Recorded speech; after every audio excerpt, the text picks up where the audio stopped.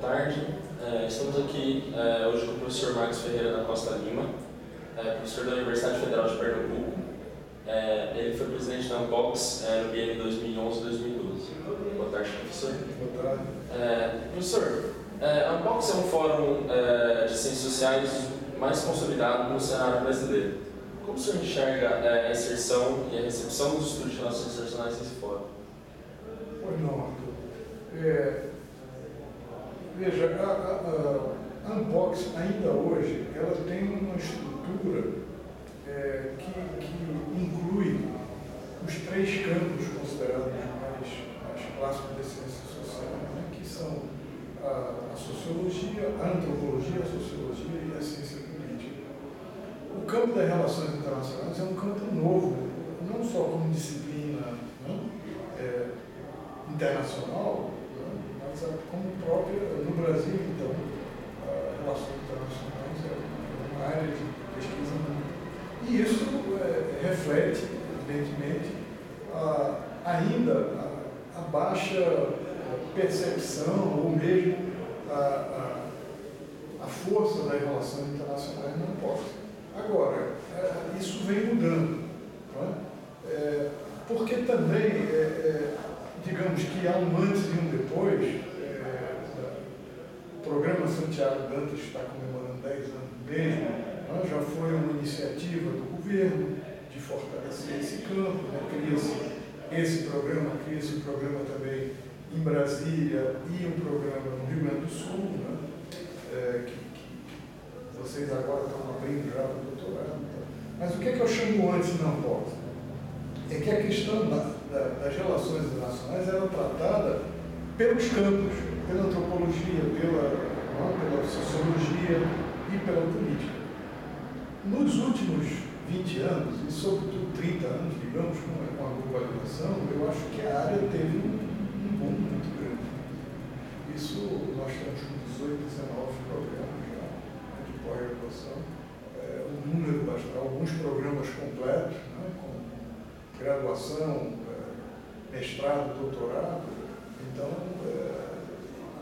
você imaginar que uma universidade como a PUC de Minas Gerais tem 700 alunos de RI, numa área tão nova, que isso é uma expressão. Então, eu acho que o campo ele vai avançar pouco a pouco. Não pode ser, digamos que ele está lentamente adquirindo mais consistência, porque ainda na área de avaliação da CAPES, nós somos vinculados à área da política. E há uma discussão interna que ainda não está muito clara se há conversas, há grupos que acham que a área de RI tem que ser autônoma e tem que ter uma área, tem que ter sua avaliação própria. E outros que acham que a disciplina ainda pertence à área da política. Eu acho que digamos que teoricamente isso é verdade, mas dada a força, dada o avanço teórico das relações internacionais, que é outra coisa importante, né? Que muitas vezes é ignorado por quem faz ciência política, a área ela tende, eu acho que ela está com uma tendência de crescer e daqui a 10 anos seguramente ela vai estar autônoma da política. Né? Então, essa última reunião da Unbox, o atual presidente, que é um antropólogo, inclusive abriu, foi um dos seminários talvez mais fortes que teve, durou 3 dias, sobre os BRICS. A Unbox convidou, foram 16 pesquisadores russos, da África do Sul, da Índia e da China, né, para discutir com nacionais sobre uma questão que está na ordem do dia do nosso campo. Então, eu sou otimista, eu acho que cabe também aos estudantes, aos professores de RI, de buscarem mais a Unbox, de disputarem, porque é uma disputa também. Quer dizer, os programas de antropologia e de sociologia fazem as suas sugestões de GTs e tal, e ali, quer dizer, se nós temos pouca apresentação de propostas para as GTs, seguramente nós vamos ter uma ou duas, mesmo que haja uma ou outra vez. Então, eu sou otimista nesse sentido da Unpox, cada vez mais abrigar e consolidar a área de RI lá. Só para terminar essa pergunta, acho que também no Brasil as associações individuais elas estão crescendo muito, né? A própria ABRE, esse ano teve em Belo Horizonte um encontro muito bom, né? Muito boa qualidade. A BCP também recebe a área de RI, ainda tem a SBS Sociologia, que tem também algumas discussões sobre isso, relação política internacional. Então, isso, de uma certa forma, fica caro para os estudantes estarem em todos esses seminários. Então, isso também é outra questão, né, que tem que ser levada em conta. Professor, e o senhor percebe alguma diferença nas discussões de relações internacionais desenvolvidas no Nordeste para as que são desenvolvidas em outras regiões do país? Se há alguma espécie de regionalização das discussões? Veja, eu acho que ainda essa regionalização ainda é pequena, sobretudo porque a RI ela chega tardiamente. Os programas que mais se estruturaram para pensar a política internacional estão aqui no Sudeste.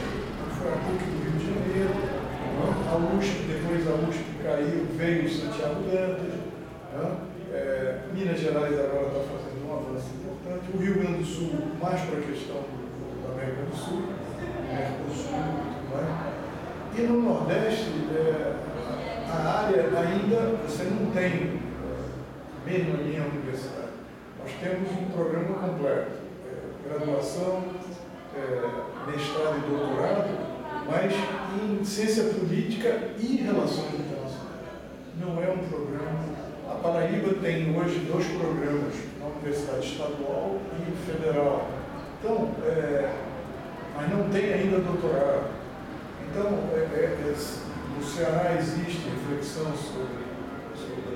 Então, eu creio que, à medida que a região Nordeste, pelo menos, que é a região onde eu vivo, que a área de RI, política internacional, ganha densidade, vai ser uma necessidade de refletir sobre como os estados da região se inserem.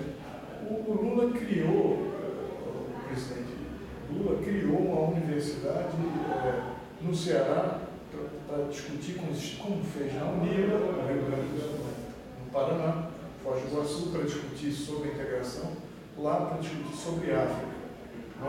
As nossas universidades, a Federal de Pernambuco, tem um número muito grande de estudantes que antes vinham mais da África, de língua portuguesa, mas agora estão vindo do Congo, estão vindo de outros países da África que não de língua portuguesa. Isso necessariamente obriga a universidade a ter uma certa inserção mais forte, né? E a questão de comércio exterior dos estados, os estados do Nordeste sempre foram muito fechados, do ponto de vista do comércio internacional. Então, eu acho que, novamente, é um movimento que o Brasil está passando. O Brasil ganha uma projeção agora internacional grande, isso aumenta os custos e isso vai dar consistência no tempo. Inclusive, se a gente olha a produção hoje de relações internacionais, ela está crescendo vertiginosamente, vis-a-vis até outras disciplinas mais consolidadas, porque é nova, porque há um campo novo, novas áreas de trabalho que demandam isso. Pensando um pouco nessa internacionalização, o senhor disse que o Brasil está cada vez mais sendo visto internacionalmente. O senhor tem trabalhado e se interessado bastante em estudos asiáticos, Índia e China. Como o senhor vê que esses países de lá, pelo seu conhecimento, pela sua própria viagem nesses países, como eles enxergam nossos estudos de relações internacionais e como eles enxergam o Brasil? Ok. Veja, a lógica da política externa brasileira, ela sempre foi muito dirigida para os Estados Unidos e era sempre, nos Estados Unidos e Europa. mais recentemente, inclusive, eu creio que até por conta da crise que se instaura no centro do sistêmico, né, do capitalismo, a própria presença brasileira, primeiro, o movimento brasileiro para uma visibilidade maior na sua relação internacional. O fato do Brasil hoje ter como principal parceiro, já há 3 anos, a China como principal parceiro comercial, deslocando os Estados Unidos. Né? Também toda essa presença brasileira na África, dos interesses, e com a questão do Mercosul, da integração regional, eu acho que o Brasil ganha, sendo um país que é o país líder, né, na sua região, pelo menos, isso atrai também o interesse. Mas com relação à Índia, são muito poucos os estudos. Os indianos têm muito pouca visibilidade do que é o Brasil, porque a Índia está muito ancorada, seja na sua região, né, na Ásia do Sul, ou vinculada à Inglaterra e aos Estados Unidos, né, pela migração de profissionais, né, já mais qualificados e tal. Então, é um esforço de mão dupla. Se você for olhar mesmo a presença acho que foi Indira Gandhi e o Manmohan Singh, que depois de um longo espaço de tempo vieram ao Brasil. Não havia, as relações comerciais eram muito rarefeitas. Então, no caso da China, eu acho que a China é muito mais impactante. Primeiro, que ela, com relação ao Brasil, ela faz diferença, né, nas nossas relações comerciais, e acho que políticas, também geopolíticas, porque se o Brasil sempre teve um certo, não digo estranhamento, manteve boa relação, mas com desconfiança dos Estados Unidos, agora tendo um parceiro privilegiado na Ásia, isso desloca um pouco aquela pressão americana que sempre houve na América Latina, na América do Sul. Isso é interessante para ser pensado. Agora, os chineses, eles têm uma ambição de protagonismo internacional. Eles estão na América Latina, eles estão com uma presença muito forte, eles estão com uma presença muito forte na África. Então, eles estão vindo buscar o Brasil, o que os indianos ainda não fazem. Agora mesmo em Pernambuco, nós fomos até lá, acompanhando o reitor, quase um mês, visitando a China. A convite deles vieram à universidade, era um grupo de 8 chineses da Academia de Ciência querendo fazer intercâmbio com a Universidade Federal de Pernambuco, discutir questões regionais, questões relativas à pobreza, questões que interessam ao local, né? A questão regional propriamente dita. Então, e aqui também, a frequência de visita de acadêmicos chineses, os BRICS também deram uma visibilidade grande, pelo menos do ponto de vista chinês, eu acho que é muito mais intenso do que a Índia. Mesmo considerando que o Tratado IBAS com a Índia e a África do Sul esteja avançando, mas eu acho que o BRICS é muito mais importante nessa relação.